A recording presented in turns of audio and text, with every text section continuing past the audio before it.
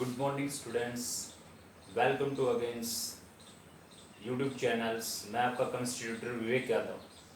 तो जैसा कि बेटा हमने प्रीवियस पार्ट के अंदर जो बातें डिस्कस की थी उससे आज हम जो नेक्स्ट पार्ट ले गए हैं उसमें हम सीखेंगे Planck's quantum theory, photo electric effect, bore models of atom.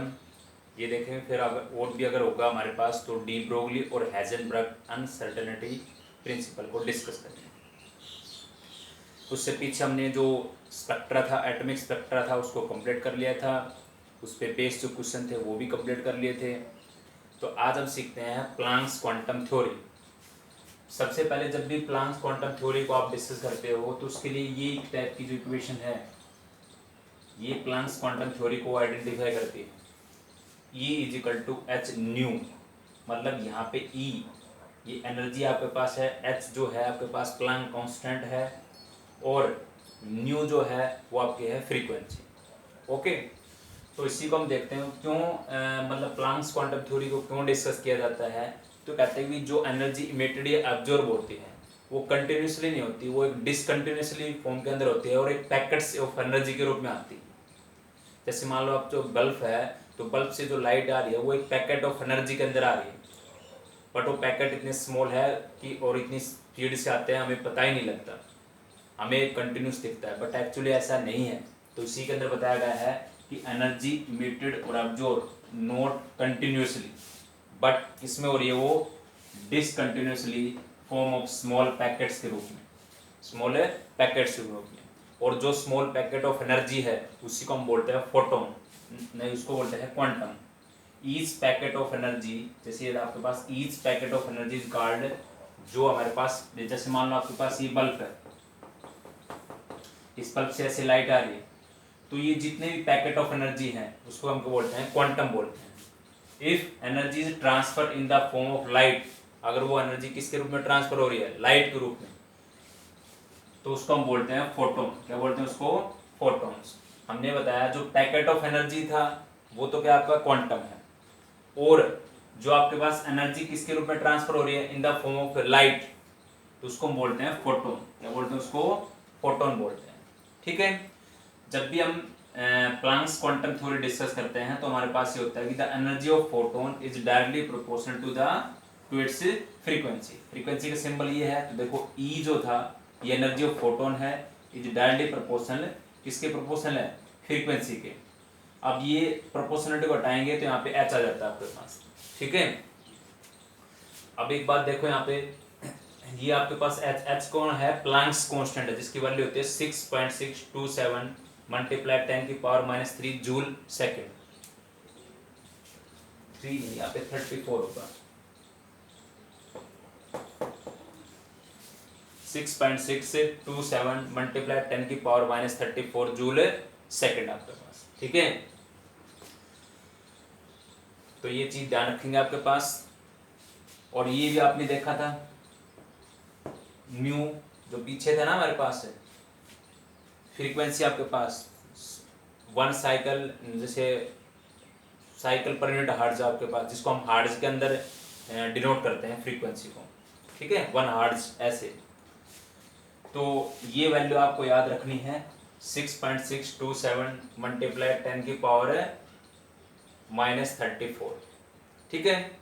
और ये जो वैल्यू कहाँ से आई है, देखो h की वैल्यू निकालनी हो, क्या आएगा? E अपॉन में न्यू, E अपॉन में न्यू। एनर्जी किस में लिखते हैं बेटा? जूल में। एनर्जी किस में लिखते हैं? जूल में। और इसकी यूनिट क्या होती है? S inverse. क्या होती है? S inverse. देखो इसके पीछे जो जूल सेकंड आया है वो कैसे आया है, मेरे को प्लांक्स कांस्टेंट की यूनिट निकालनी है। तो क्या करेंगे, ये फ्रीक्वेंसी इसके नीचे आएगी, फ्रीक्वेंसी की यूनिट क्या होती है? S inverse. और एनर्जी किस में लिखते हैं? जूल के अंदर। तो देखो क्या आ गया ये, तो आप क्या करोगे, एस इनवर्स ऊपर जाएगा, तो यहाँ पे तो इनवर्स तो ऊपर जाएगा, क्या हो जाएगा? प्लस, इसलिए जूल सेकंड आएगा आपके पास। क्या हो गया आपके पास? जूल सेकंड आ गया। ठीक है, तो ये चीज ध्यान रखेंगे आप कि कैसे इसकी यूनिट को आइडेंटिफाई किया हमने, क्योंकि जब इस प्रोपोर्शनलिटी को हटाते हैं तो यहाँ पे प्रोपोर्शनलिटी कांस्टेंट आता है, जिसको बोलते हैं प्लांक्स कांस्टेंट, जो एक फिक्स वैल्यू है 6.627 मल्टीप्लाई 10⁻⁻34 जूल सेकंड। ठीक है, इसको हम केजी के अंदर भी ले सकते हैं। आगे जब हम क्वेश्चन करेंगे वहाँ पे मैं KG metre square S inverse, वहाँ पे भी इस यूनिट को दूसरी कंडीशन के अंदर डिनोट करूँगा। ठीक है, या ये भी हो सकते हैं आपके पास जूल सेकंड, बट हमने ये सीख लिया कि जूल सेकंड आई कैसे है। ओके, तो आई थिंक यहाँ तक की बातें आपको क्लियर हो चुकी हैं। प्लांक, अच्छा दूसरा इसी में ये बोलता है जो प्लांक्स क्वांटम थ्योरी है वो इंटीग्रल मल्टीपल होती है इसकी, मतलब जो आपके पास जो आपकी फ्रीक्वेंसी थी ना आपके पास, जो हमने अभी बताया कि energy of photon directly proportional किसकी होती है, फ्रीक्वेंसी, तो इंटीग्रल मल्टीपल ऑफ फोटोन होती है। मतलब ये एन मैंने यहाँ पे एन लिखा है, एन का मतलब इंटीजर है, एन का मतलब क्या है, इंटीजर। एन का मान कितना हो सकता है, एन का मान 1 हो सकता है, 2 हो सकता है, 3 हो सकता है, ठीक है। तो ये चीज ध्यान रखेंगे, लेकर निकलने वाले जो इलेक्ट्रॉन है वो 1 हो सकते हैं, 2 हो सकते हैं, 3 हो सकते हैं, तो एन का मान इंटीजर के रूप में 1 2 3 4 5 ऐसे, ठीक है। तो ये इंटीग्रल मल्टीपल हो गया, तो E is equal to N H nu, E is equal to N H nu. ये हमें इक्वेशन की जरूरत पड़ेगी आगे, तो इसको ध्यान रखना, जब भी प्लांक्स क्वांटम थ्योरी का नाम आए तो आपके माइंड में आना चाहिए E is equal to H nu, जो यहाँ पे क्या है, एनर्जी ऑफ फोटोन जो है डायरेक्टली प्रोपोर्शनल किसके है, फ्रीक्वेंसी के, ठीक है। बस ये बात याद रखनी है आपको इसके अंदर। उसके बाद आपके पास एक नेक्स्ट इफेक्ट आता है फोटो इलेक्ट्रिक इफेक्ट। नेक्स्ट यहाँ तक का आई थिंक सभी को क्लियर आउट हो गया होगा।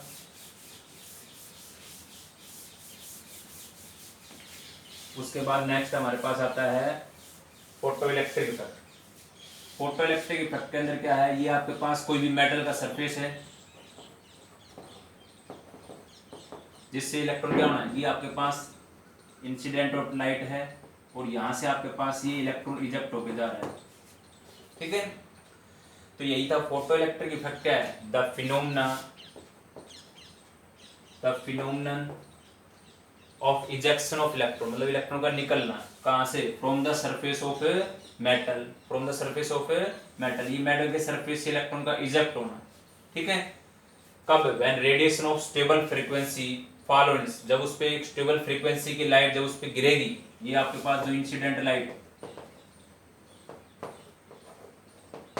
जैसे ही इंसिडेंट लाइट आपके पास इसके ऊपर गिरेगी तो उससे क्या होगा, आपके पास इस मेटल के सरफेस से इलेक्ट्रॉन इजेक्ट होगा। दूसरा, जब इस मेटल के सरफेस से इलेक्ट्रॉन इजेक्ट होता है वो किस पे डिपेंड करता है, उसकी वर्क फंक्शन पे। वर्क फंक्शन मतलब या उसके अंदर बाइंडिंग एनर्जी कैसी है, बाइंडिंग फोर्स कैसे है, बाइंडिंग फोर्स ऑफ अट्रैक्शन। अगर आयनस एनर्जी इस मेटल सरफेस की लो होती है तो इलेक्ट्रॉन निकलना आसान होता है। अब भाई ऐसे कौन से जिनकी आयनस एनर्जी लो होती है, तो जो हम पीरियोडिक टेबल के अंदर ग्रुप नंबर फर्स्ट और सेकंड की बात करते हैं तो इनकी आयनस एनर्जी होती है लो आयनस एनर्जी, मतलब इनसे इलेक्ट्रॉन निकालना आसान होता है। आसान क्यों है, क्योंकि जो आपके पास डाउन द ग्रुप आते हैं इसके अंदर, जो अब आप पीरियोडिक टेबल में डाउन द ग्रुप आते हैं तो आपका साइज क्या होता है, इंक्रीज होता है, तो वहाँ से इलेक्ट्रॉन निकालना हमें आसान हो जाता है, क्योंकि न्यूक्लियस और आउटर मोस्ट जो इलेक्ट्रॉन है उसके बीच में जो फोर्स ऑफ अट्रैक्शन है वो कमजोर है, तो इलेक्ट्रॉन आसानी से इजेक्ट होता है। तो ज़्यादातर फोटो इलेक्ट्रिक इफेक्ट हम ऑब्जर्व करते हैं, मतलब अगर आपसे पूछा जाए कि फोटो इलेक्ट्रिक इफेक्ट ज़्यादातर ऑब्जर्व कहाँ करते हो, तो आप बताओगे ग्रुप नंबर फर्स्ट और सेकंड, मतलब एस ब्लॉक के एलिमेंट पे, क्योंकि उनकी आयनस एनर्जी क्या होती है, कम होती है। मैंने क्या बताया कि photo electric effect mainly observation कहाँ लेते हैं, एस ब्लॉक एलिमेंट की, जिसमें कौन आता है, ग्रुप नंबर फर्स्ट और group number second.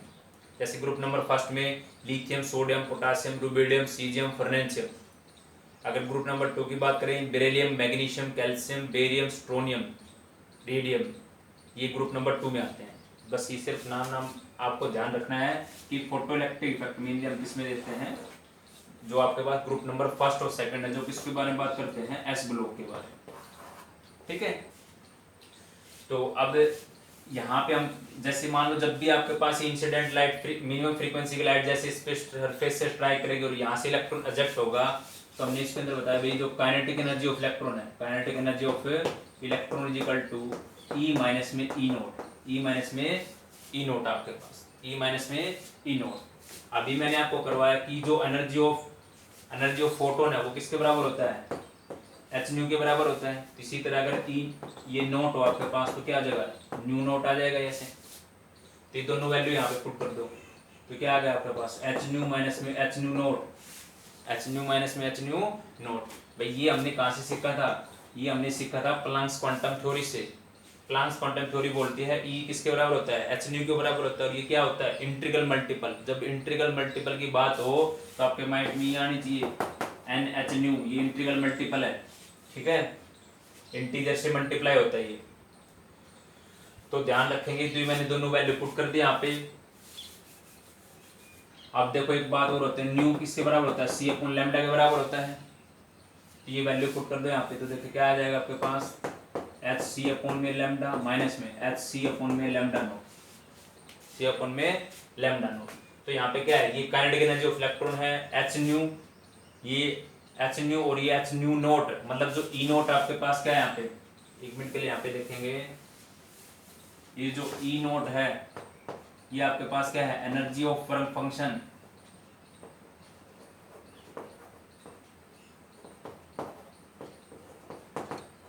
Energy of work function आपके पास, ठीक है।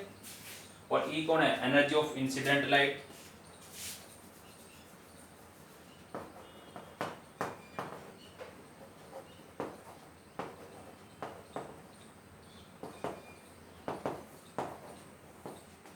Energy of incident light.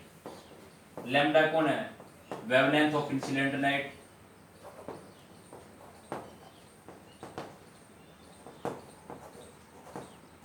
और ये कौन है आपके पास, वेवलेंथ ऑफ लाइट।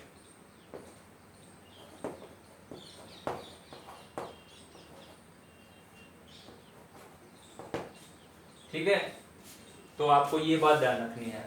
इसी को हम ऐसे भी लिख सकते हैं, ये जो मेरे पास है इस टर्म को मैं ऐसे भी लिख सकता हूँ। मान लो मेरे को क्या निकालना हो, मान लो मेरे को ये निकालना हो, energy of incident light, energy of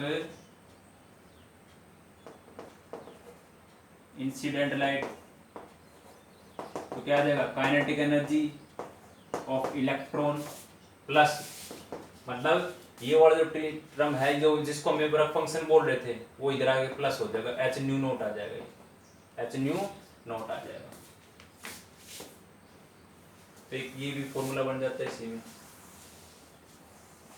मैंने कुछ नहीं किया यहाँ पे, मैंने ये बताया था ये आपके पास एनर्जी ऑफ इंसिडेंट लाइट है, ये आपका वर्क फंक्शन है, ठीक है, जिसको हमने ई नोट से डिनोट किया। अब वर्क फंक्शन मैंने बताया ना आपको कि जब भी आपके पास मेटल सरफेस पे इंसिडेंट लाइट टकराएगी तो इस पे मेटल सरफेस के वर्क फंक्शन पे काम करेगी, क्योंकि जैसे अगर देखो, अगर मैं एक बात और देखते हैं यहाँ पे, जो आपके पास न्यू नोट है जो किसका काम करती है, आपकी थ्रेशोल्ड फ्रीक्वेंसी की। अब क्या होता है, जैसे मान लो आपके पास कोई भी, जैसे मान लो दो पहलवान है और दोनों को वजन को उठाना है, ठीक है, तो मान लो एक पहलवान ये है, एक ये है, दोनों को बोला गया है अपने हैंड को मतलब आप 10 मीटर तक हाइट तक उठाना, आपको कोई वजन है, तो एक क्या करता है 8 तक उठा देता है, 8 मीटर तक, और एक कहाँ है 9 मीटर तक उठाता है। इसका मतलब एक 9 तक और एक 8 तक किया है, तो ये जो 9 और 8 तक किया है, तो इसका मतलब जो उनके अंदर मिनिमम एनर्जी थी उसका उसने यूज किया, जो उसके अंदर खुद की एनर्जी थी, तो उसी को बोलते हैं थ्रस्टोल्ड एनर्जी, जो मिनिमम एनर्जी जो पर्टिकुलर हर सबस्टेंस के अंदर होती है, ठीक है। अगर हमें उसको ऊपर हाइट तक ले जाना हो तो हम अपनी तरफ से एक्टिवेशन एनर्जी देंगे, तब वो 10 मीटर तक लेके जाएंगे। अब आप क्या करते हो, आप जो इंसिडेंट लाइट जो आपने, जैसे जो आपके पास मेटल सरफेस था उस पे जो आपकी इंसिडेंट लाइट आपके पास और आपका जो थ्रस्टोल्ड एनर्जी, अगर आप इंसिडेंट लाइट की एनर्जी जो इंसिडेंट लाइट है उसकी फ्रीक्वेंसी कम रखोगे आप आपकी थ्रस्टोल्ड से, तो इलेक्ट्रॉन यहाँ से इजेक्ट होगा ही नहीं, इलेक्ट्रॉन यहाँ से इजेक्ट होगा ही नहीं। अगर आप energy of incident light is less than threshold energy, अगर आप, क्योंकि जो मिनिमम एनर्जी उसी से कम एनर्जी दिया आपने, जो उसके पास मिनिमम एनर्जी है उसी से कम एनर्जी दी, तो यहाँ पे इलेक्ट्रॉन निकलेगा नहीं। और अगर आपने क्या किया भाई, जो एनर्जी ऑफ इंसिडेंट लाइट और आपकी frequency threshold frequency, energy of incident light और आपकी फ्रीक्वेंसी ये दोनों अगर बराबर है तो यहाँ पे इलेक्ट्रॉन इजेक्ट हो सकता है। और अगर आपने energy of incident light greater than threshold frequency, greater than threshold frequency, threshold energy से ज्यादा एनर्जी दे दी, तो इलेक्ट्रॉन निकले तो गई, और उसके साथ साथ उसमें कुछ काइनेटिक एनर्जी भी आएगी, उसके साथ क्या आएगी उसमें काइनेटिक एनर्जी। तो इसलिए हमने लिखे काइनेटिक एनर्जी ऑफ इलेक्ट्रॉन। मैंने क्या बताया, अगर मैं जो एनर्जी ऑफ इंसिडेंट लाइट वो सर्टेन फ्रीक्वेंसी की रेडिएशन जिस मेटल पे फॉल कर रहा हूं मैं, अगर वही मैं कम रखूं किससे, उसकी थ्रस्टोल्ड एनर्जी से, तो इलेक्ट्रॉन नहीं निकलेगा। और अगर बराबर रखता हूं तो इलेक्ट्रॉन निकलने की टेंडेंसी है। और अगर मैं एनर्जी ऑफ इंसिडेंट लाइट को जो उसके अंदर मिनिमम जो थ्रस्टोल्ड एनर्जी थी उससे कुछ ना कुछ ज़्यादा ट्रांसफर करता हूँ, उसके ऊपर ज़्यादा हाई रेडिएशन की उस पर मेटल के सरफेस पे स्ट्राइक करती है, तो इलेक्ट्रॉन निकले तो गई, उसके साथ साथ उसमें कुछ क्या आएगी, काइनेटिक एनर्जी भी आएगी। तो इसलिए हमने लिखा है काइनेटिक एनर्जी ऑफ इलेक्ट्रॉन जो किसके बराबर है, एच न्यू माइनस में एच न्यू नॉट। तो ये हमने क्या कर दिया, जो एनर्जी ऑफ इंसिडेंट लाइट थी उसमें से क्या सब्ट्रैक्ट कर दिया, इस वर्क फंक्शन को जो उसने काम किया था उसके अंदर से, ठीक है। तो इसलिए हमने एच न्यू नॉट लिखा है। ये एनर्जी ऑफ इंसिडेंट लाइट है, ये आपका वर्क फंक्शन है, ये मैंने वैल्यू पुट कर दी। और अगर आपको ये एनर्जी ऑफ इंसिडेंट लाइट निकालनी हो तो क्या करेंगे, इस एच न्यू नोट को इधर लेके आएंगे तो प्लस हो जाएगा, तो ये बन जाएगा आपके पास, ठीक है। तो ये बातें ध्यान रखेंगे। अब हम करते हैं इसी में, ये तो आपके पास फोटो इलेक्ट्रिक इफेक्ट है। अब इसकी कुछ कैरेक्टरिस्टिक्स हैं, आई थिंक यहाँ तक की सभी बातें आपको क्लियर हो गई होंगी।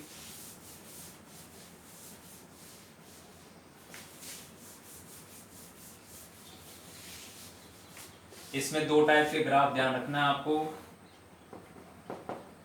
Kinetic energy of photo electron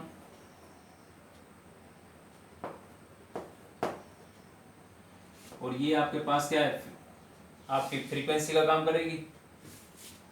एक मिनट रुको, यहाँ पे ये नीचे ही बनाएंगे फिर।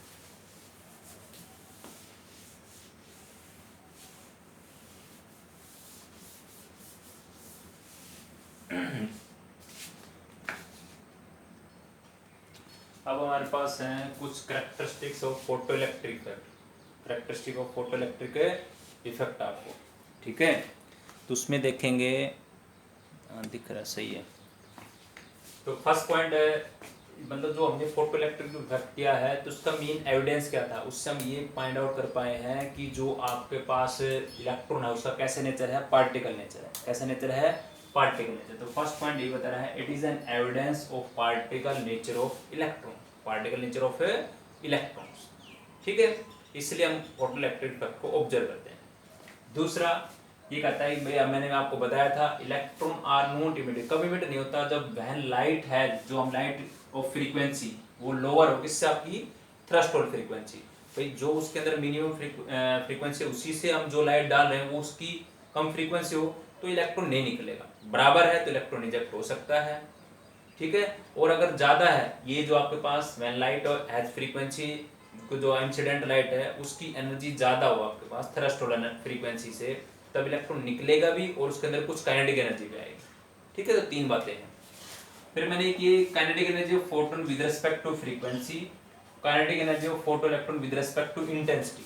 अगर आप kinetic energy of photon of electron अगर विद रिस्पेक्ट टू इंटेंसिटी लेते हो तो ये इंडिपेंडेंट रहता है, जिसके अंदर आपके पास कांस्टेंट आती है। और अगर ये kinetic energy of photon electron with respect to frequency, तो ये इसके क्या है, डिपेंडेंट है। और यहाँ पे ये जो ऐसे वी नोट किया, ये इसकी क्या है, वो मिनिमम थ्रेशोल्ड फ्रीक्वेंसी थी, भाई इतनी मिनिमम एनर्जी थी उसके पास, ओके। इसलिए हमने यहाँ से स्टार्ट किया है, नहीं तो हम 0 पॉइंट से स्टार्ट कर देते, इसलिए हमने यहाँ से स्टार्ट किया है। तो अगर ये फ्रीक्वेंसी के रेस्पेक्ट में तो डिपेंडेंट है, और अगर इंटेंसिटी के रेस्पेक्ट में देखें तो इंडिपेंडेंट है, क्योंकि यहाँ पे चेंजमेंट नहीं हो रहा, क्योंकि लाइन कैसे चल रही है, कांस्टेंट। तो कभी ऐसे लाइन चल रही है तो एक कांस्टेंट वैल्यू को डिपेंड करेगी, ठीक है।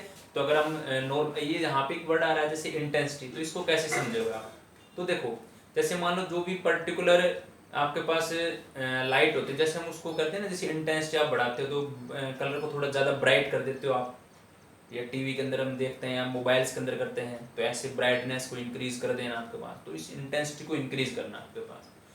दूसरा क्या होता है, इस इंटेंसिटी से फायदा क्या होता है, देखो दो बातें होती हैं।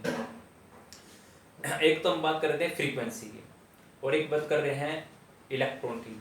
तो अगर मैं बात करूँ नंबर ऑफ इलेक्ट्रॉन की बात करूँ कि द नंबर ऑफ इलेक्ट्रॉन कहाँ से इजेक्ट कहाँ होते हैं, नंबर ऑफ इलेक्ट्रॉन कहाँ से इजेक्ट होते हैं, मेटल के सरफेस।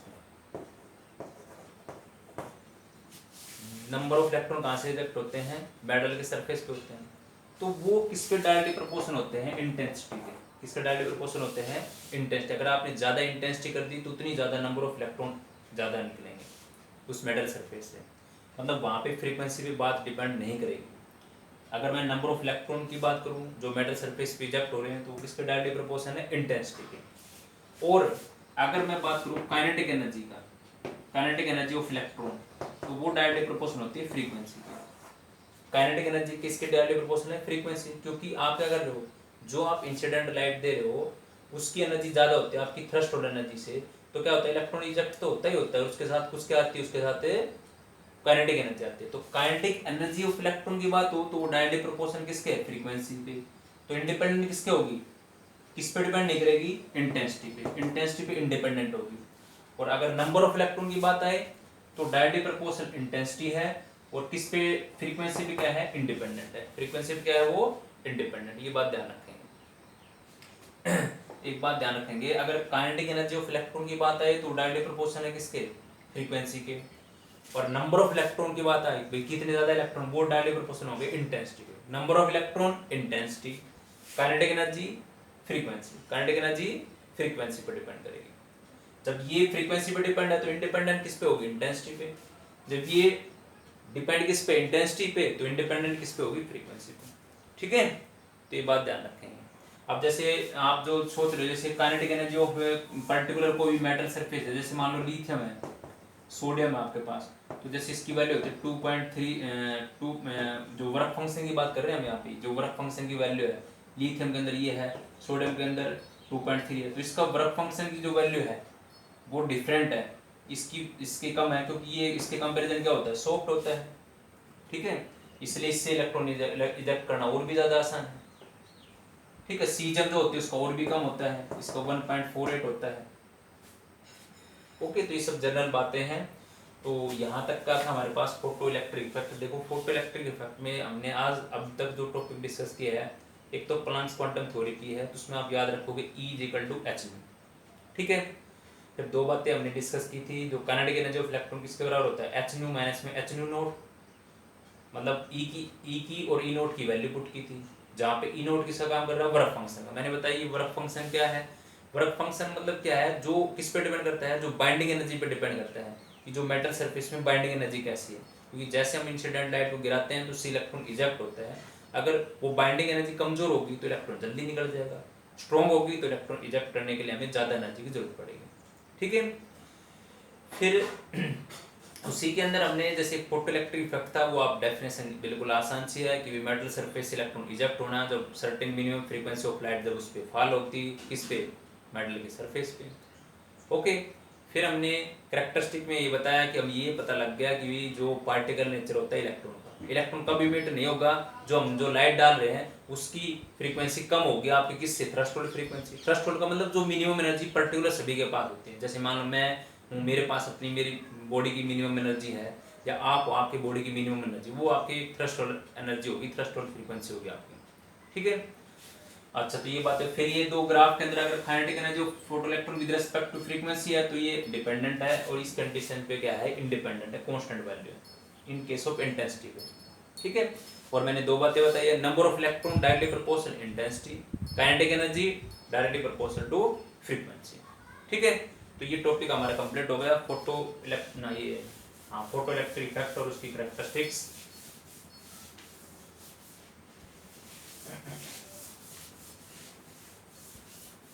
अब हम नेक्स्ट एक करते हैं discuss Bohr model of atom. ठीक है, उसको उसके पॉइंट डिस्कस कर लेंगे और उसके drawbacks. Okay,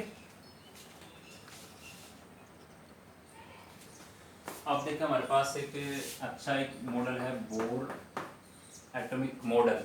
bore atomic model मतलब इस मॉडल ने पूरा क्लैरिफाई कर दिया था। क्या क्लैरिफाई कर दिया उसने देखो, ये हम बाद में लिख लेंगे, चलो।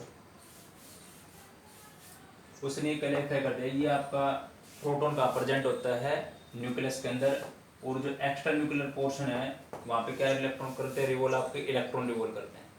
ठीक है, कि जो ये आपके पास न्यूक्लियस है, और न्यूक्लियस के अंदर कौन होता है, प्रोटॉन और न्यूट्रॉन, और इस एक्स्ट्रा न्यूक्लियर जो पार्ट है उसमें क्या रिवॉल्व करते हैं, आपके इलेक्ट्रॉन, और जिसमें एक्स्ट्रा न्यूक्लियर पार्ट में इलेक्ट्रॉन रिवॉल्व करते हैं, ये जो मैंने ये जो रिंग बना रखे बाहर की, इसको बोलते हैं ऑर्बिट। क्या बोलते हैं इसको, ऑर्बिट। देखो ये जो थल्ला बना रखा है ना, ये तो ऑर्बिट है, ये कौन है, न्यूक्लियस आपके पास। ठीक है, तो ऑर्बिट में कौन रिवॉल्व करते हैं, आपके इलेक्ट्रॉन रिवॉल्व करते हैं। तो हमने यही बात बताई है। सबसे पहले एक बात और बताते हैं, जो बोर ने अपना एटॉमिक मॉडल दिया था वो सिर्फ और सिर्फ किसके लिए था, हाइड्रोजन एटम और hydrogen like species. Hydrogen atom और हाइड्रोजन लाइक स्पीसीज, इस बात का मतलब क्या है कि भी जिसके पास एक इलेक्ट्रॉन हो ना, वही बोर मॉडल को अप्लाई कर सकते हैं उसके लिए। जिसके लिए 2 इलेक्ट्रॉन 3 इलेक्ट्रॉन को हम अप्लाई नहीं कर सकते। हम कैसे एक इलेक्ट्रॉन, देखो मैंने एक तो हाइड्रोजन, जब उसके पास तो एक इलेक्ट्रॉन है ही, और हमने लिखा है एंड हाइड्रोजन लाइक स्पीसीज। कैसे? जैसे ये आपके पास लिथियम, लिथियम का एटॉमिक नंबर कितना है?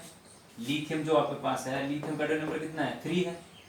तो 2+ का मतलब क्या होगा? लिथियम 2+ का मतलब क्या है? इसमें से 2 इलेक्ट्रॉन निकालना, हाँ 2 इलेक्ट्रॉन निकालेंगे तो 3 में से 2 गए, कितना बच गया? 1 बच गया ना। तो लिथियम 2+ का मतलब उसमें कितने इलेक्ट्रॉन है? 1 इलेक्ट्रॉन है। He+,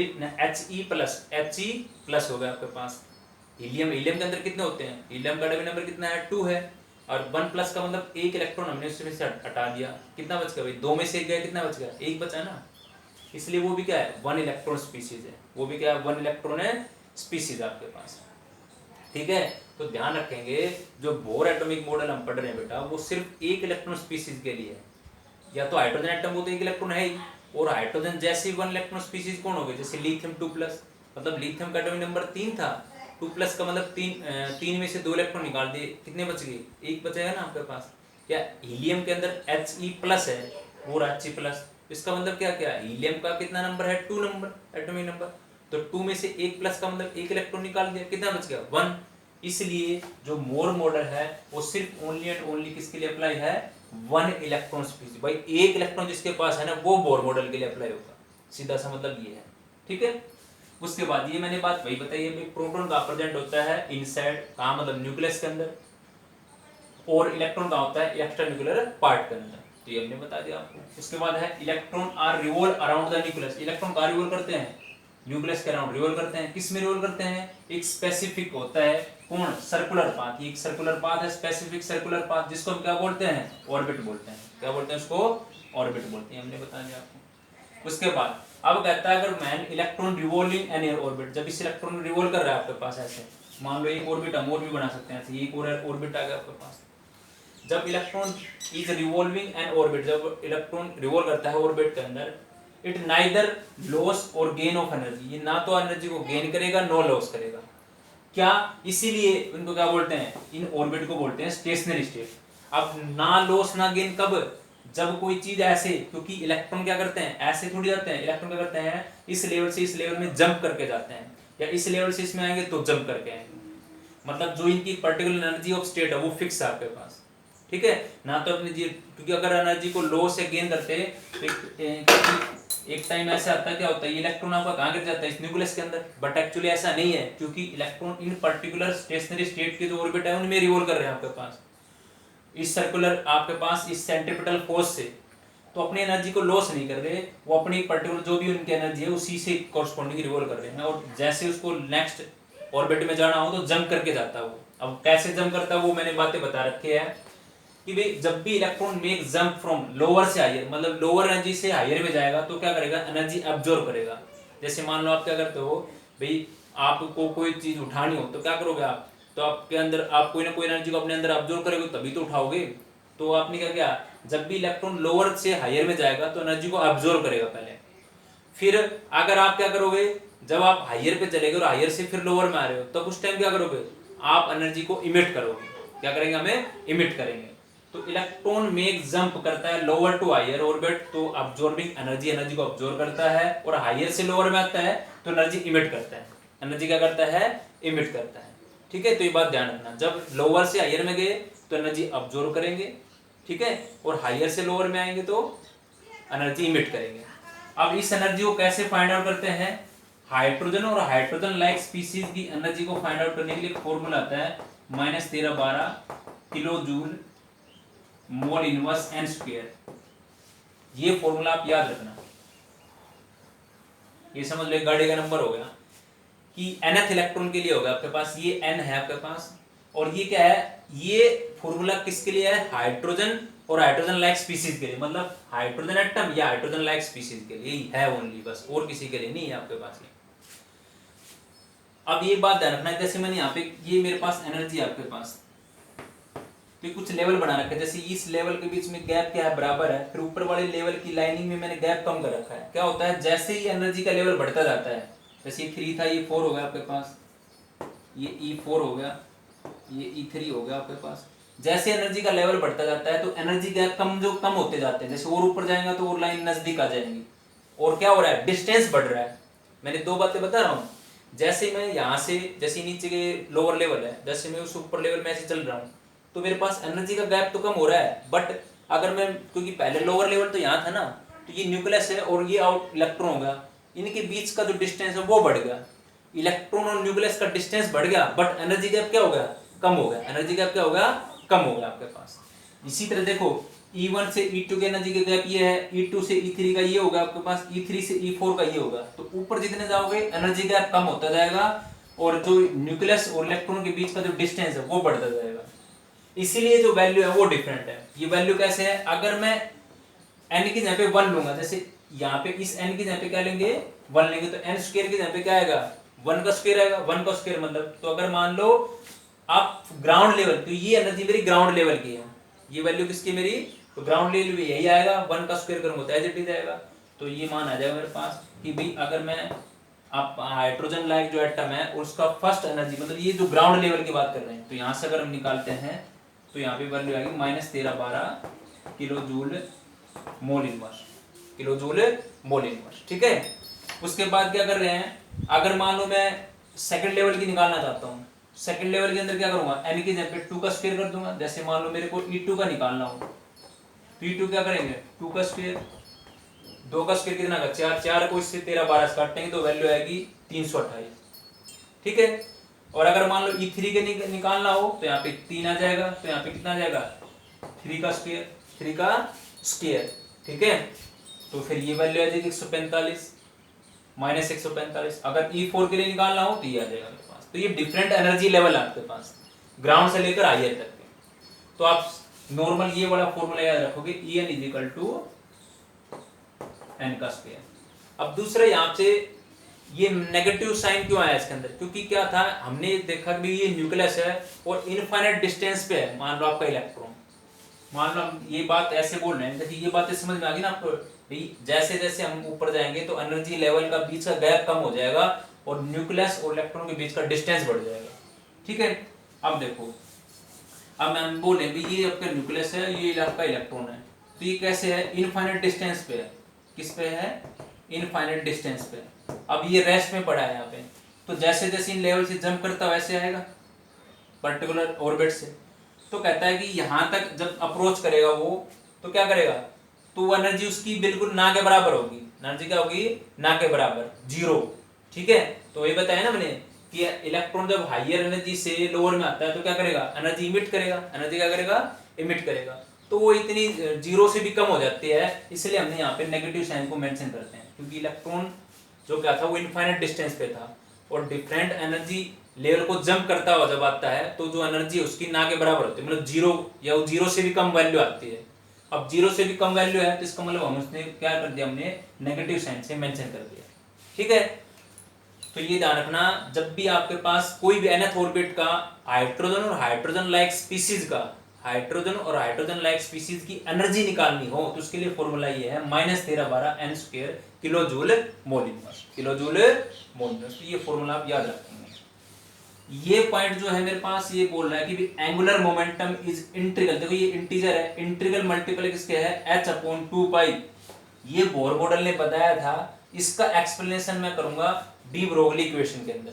बस ये लाइन याद रखना, इसको MVR को बोलते हैं एंगुलर मोमेंटम, जो किसकी इंटीग्रल मल्टीपल है h/2π। ये मेरे पास एक कांस्टेंट वैल्यू है, h कौन आपका प्लांक्स कांस्टेंट, जिसकी वैल्यू आज हमने देखी 6.627 10⁻34 जूल सेकंड, ठीक है। पाई आपके पास वैल्यू 3.14 होती है। ये कैसे आता है ये फॉर्मूला, जब मैं नेक्स्ट जो हमारा पार्ट आएगा वीडियो का उसमें हमें डी ब्रोगली इक्वेशन पढ़ाऊंगा, तब मैं आपको इस फॉर्मूले को सोल्व करके बताएंगे।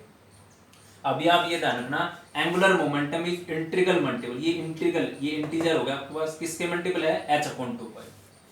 तो ये था आपके पास बोर मॉडल, क्योंकि बोर मॉडल से हम रेडियस भी निकाल सकते हैं, nth ऑर्बिट की रेडियस निकाल सकते हैं, तो उसके लिए फॉर्मूला था 0.529 n² एंगस्ट्रॉम।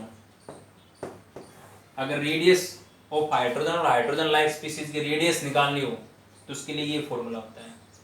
nth ऑर्बिट के लिए होगा n का स्क्वायर, वो आपसे बताएगा, आपके पास n की वैल्यू 1 2 3 वो आप इस पे यहाँ पे कर दोगे, ठीक है। अगर ग्राउंड लेवल है तो n का मान कितना हो जाएगा 1, तो इसका मतलब डायरेक्ट आ जाएगा r का मान 1 = 529 एंगस्ट्रॉम। ठीक है, तो रेडियस भी निकाल सकते हैं, एनर्जी भी फाइंड आउट कर सकते हैं उससे।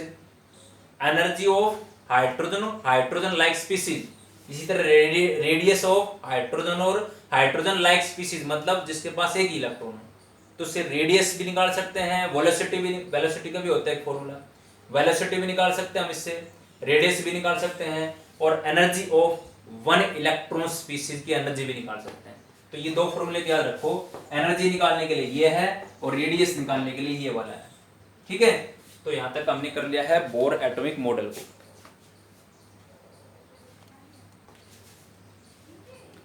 तो आज यहीं तक करेंगे, फिर ज़्यादा बड़ी क्लास हो जाएगी। ये एटॉमिक मॉडल हमने सीख लिया, ड्रॉबैक्स में नेक्स्ट क्लास में करूंगा, वीडियो आएगा जब, और वहीं पे हम हाइजेनबर्ग और अनसर्टेनिटी प्रिंसिपल को डिस्कस करेंगे। ठीक है, तो आई थिंक यहाँ तक की बातें समझ में आ गई होगी। आज मैंने जो बोर एटॉमिक मॉडल बताया भाई, वो सीधा सा मतलब ये है एक इलेक्ट्रॉन स्पीसीज के लिए है, हाइड्रोजन एटम और एक इलेक्ट्रॉन स्पीसीज। दूसरा सीधा बात भाई, बोर मॉडल से क्या फाइंड आउट कर सकते हैं, एनर्जी फाइंड आउट कर सकते हैं। बोर मॉडल से क्या फाइंड आउट कर सकते हैं, रेडियस को फाइंड आउट कर सकते हैं, रेडियस ऑफ एन एटम किसका, हाइड्रोजन और हाइड्रोजन लाइक स्पीसीज। ये बताया प्रोटॉन का प्रेजेंट है inside the nucleus, extra nuclear part में कौन है, इलेक्ट्रॉन है। इलेक्ट्रॉन कहाँ रिवॉल्व करते हैं, पर्टिकुलर स्टेशनरी स्टेट में, उनको क्या बोलते हैं, ऑर्बिट बोलते हैं। जब लोअर से हायर में जाते हैं तो एनर्जी को ऑब्जॉर्व करता है, हायर से लोअर में आता है तो एनर्जी इमिट करता है। एनर्जी को निकालने का ये फॉर्मूला। ठीक है, थैंक यू।